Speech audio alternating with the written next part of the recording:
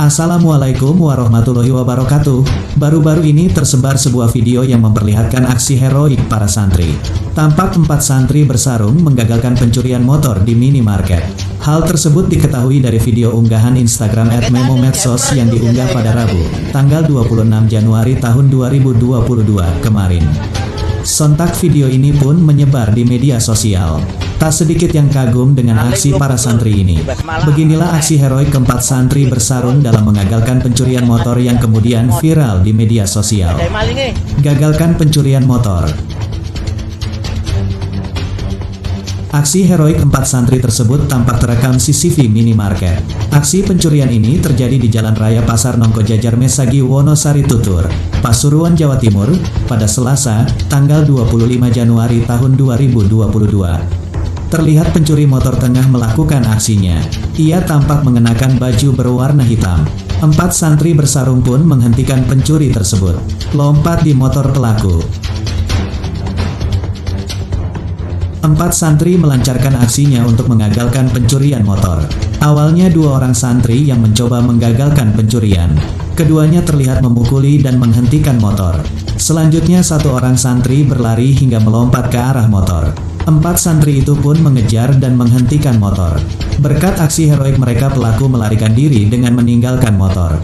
Tampak 2 santri mengejar sang pelaku.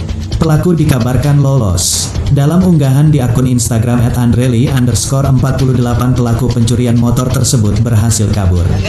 Pencuri meninggalkan motor di depan minimarket dan berhasil kabur. Pelaku awalnya ingin mencuri motor dengan membobol kunci motor. Aksi itu kemudian menuai reaksi netizen. Tak sedikit yang memuji keberanian para santri tersebut. Yang lompat keren, tulis akun Instagram @reef4youtoday00. Akun lainnya @rizky menulis, lompatan yang hebat.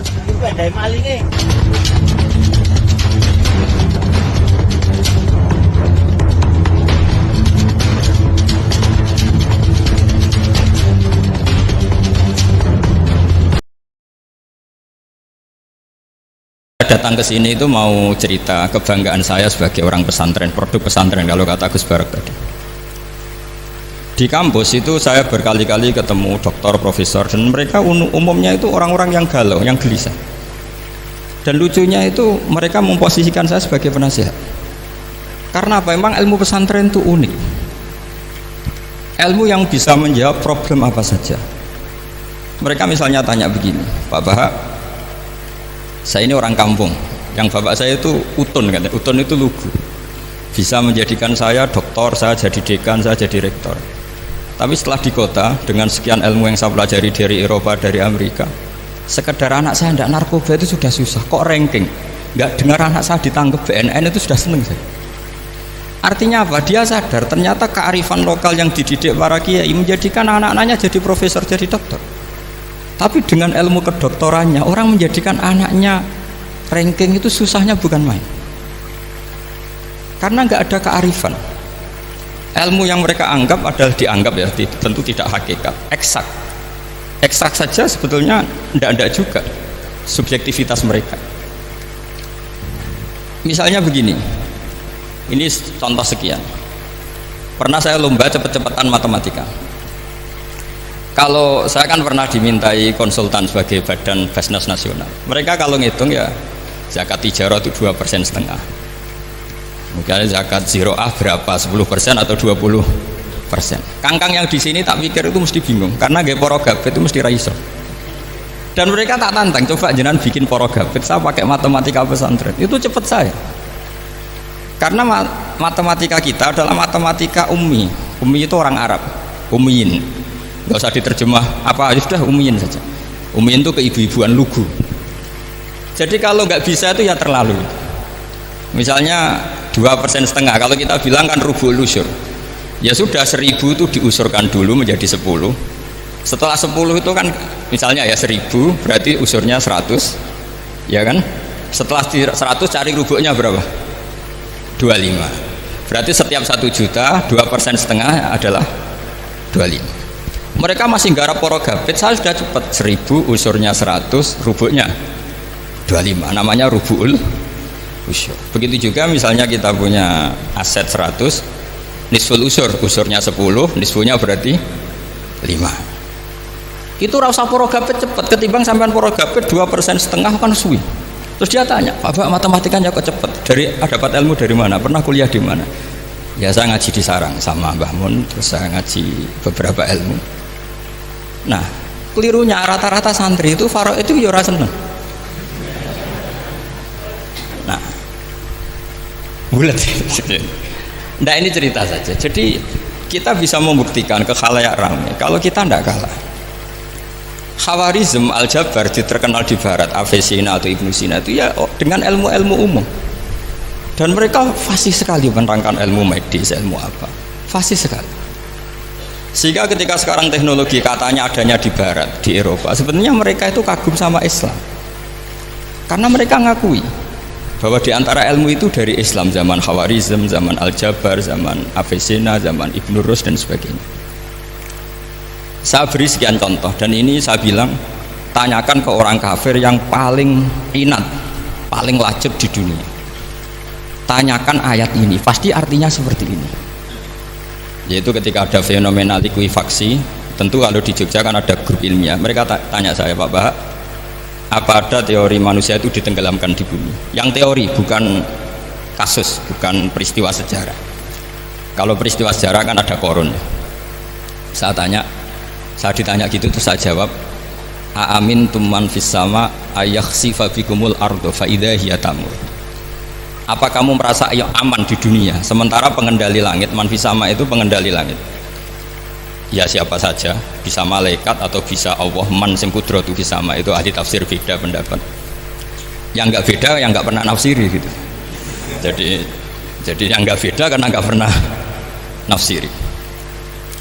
Ayak sifabikumul ardo, bahwa bumi ini bisa ditenggelamkan. Faidah ya tamur, ya memang bumi itu bisa meleleh. Terus saya memberi sekian argumentasi. Kalau kamu katakan justifikasi ilmiah karena kadung Islam dan kadung pegangan Quran, mungkin Anda akan bilang saya ini justifikasi, nyari pembenaran secara syariah. Tanyakan ke ahli lughat yang non muslim, maknanya ayat itu tetap seperti itu. Begitu juga misalnya ayat wal ardi dzatis sodq, dan bumi yang berkarakter bisa retak. Sodqun itu retak. Dulu kita hanya punya contoh, misalnya biji-bijian jagung yang lembek, yang lemah, dan bumi yang keras, atau ketela atau bengkoang itu. Ternyata dengan segala kelemahan ini, biji-bijian ini bisa merekah, dan buminya yang ngalah memberi ruang. Dulu ulama hanya nyontohkan tadi.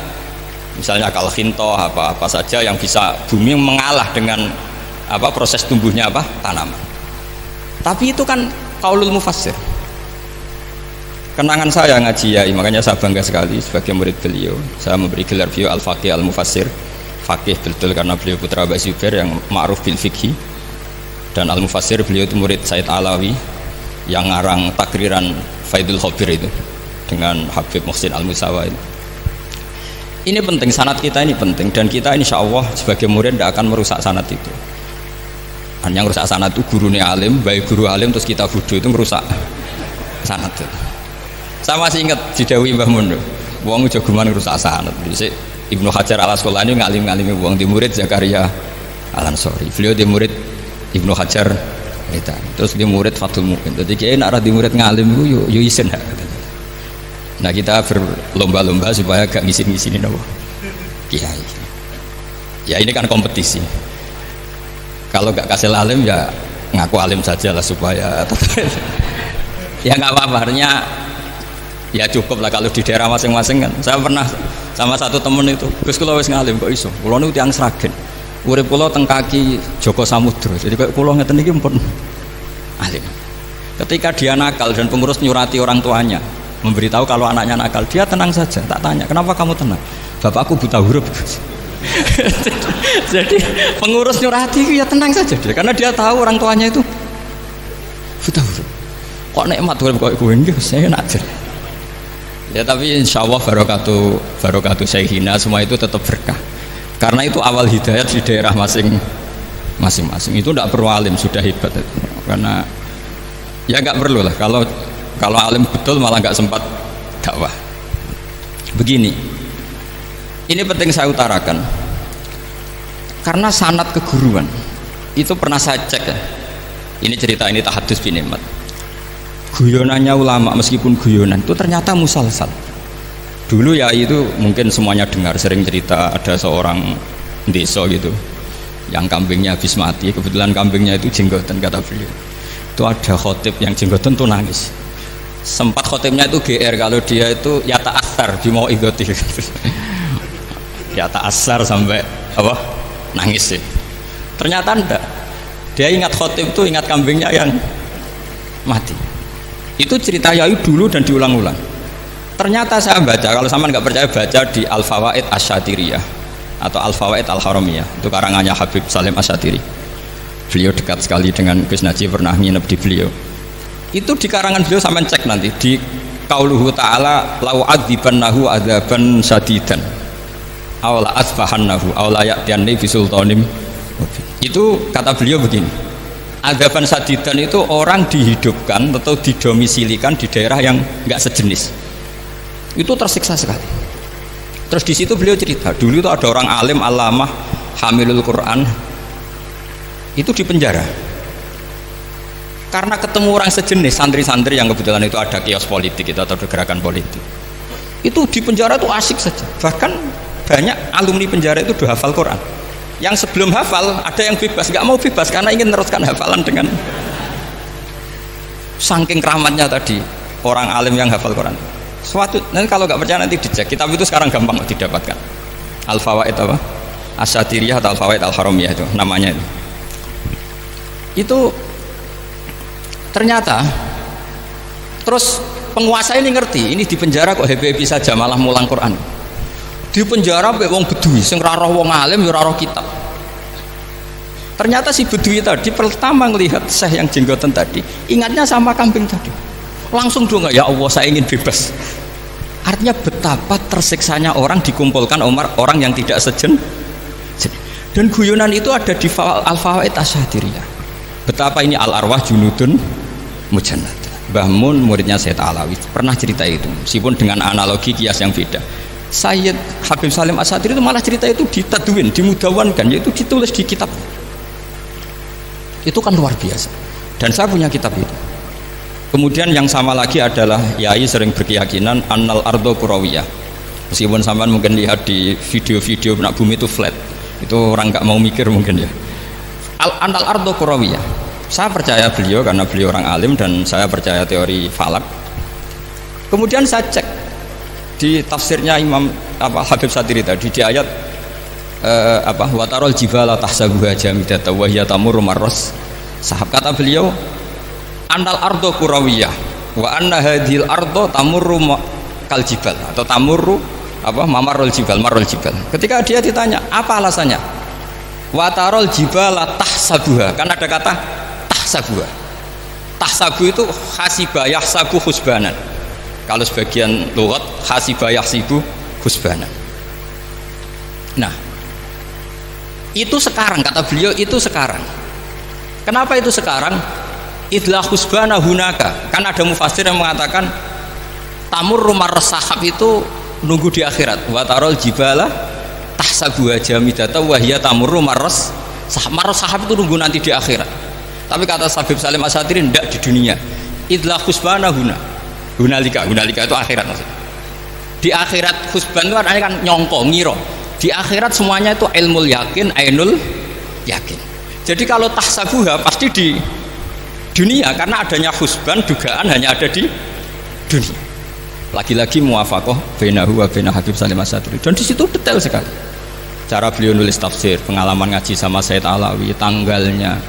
Begitu juga saya dulu ngaji sama Yai banyak sekali, diantaranya yang saya syukur sekali yaitu tadi ulumul Quran, dulu di MGS yang ngajar Faidul Khobir beliau sendiri, dan kita syukur sekali. Jadi ini pengalaman-pengalaman kita sebagai murid, sebagai penerus